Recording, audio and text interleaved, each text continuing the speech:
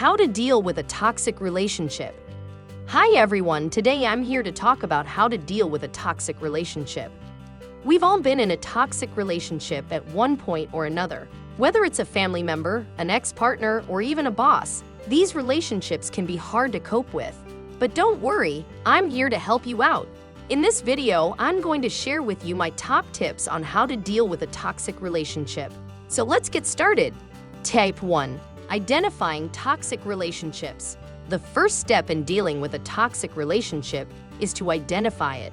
It's important to understand that not all relationships are created equal. Some are healthy, supportive, and loving, while others are toxic and can be damaging. So how can you tell the difference? One way to identify a toxic relationship is to look for unhealthy patterns. Do you feel like you're constantly walking on eggshells?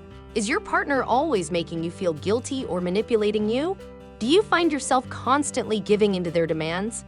These are all signs of a toxic relationship. It's also important to examine your own feelings. Do you feel drained after spending time with this person? Are your interactions filled with tension and negativity? If so, you may be in a toxic relationship. Tip 2. Setting boundaries. Once you've identified a toxic relationship, the next step is to set boundaries.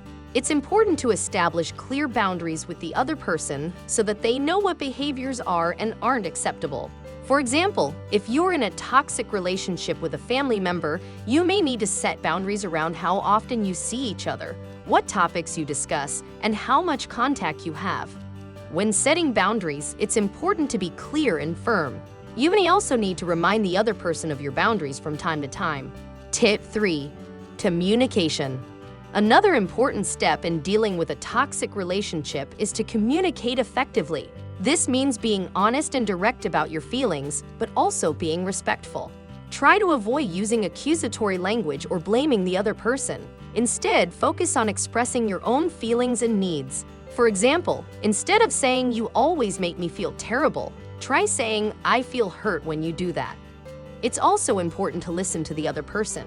Try to understand their perspective and be open to compromise. Tip 4. Self-care.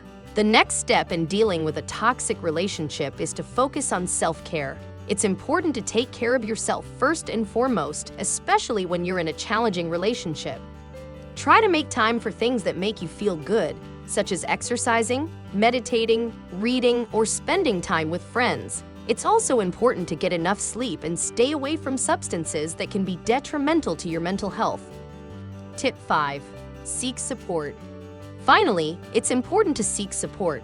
It can be difficult to cope with a toxic relationship on your own, so it's important to reach out to friends and family for help. You may also want to consider talking to a therapist or joining a support group.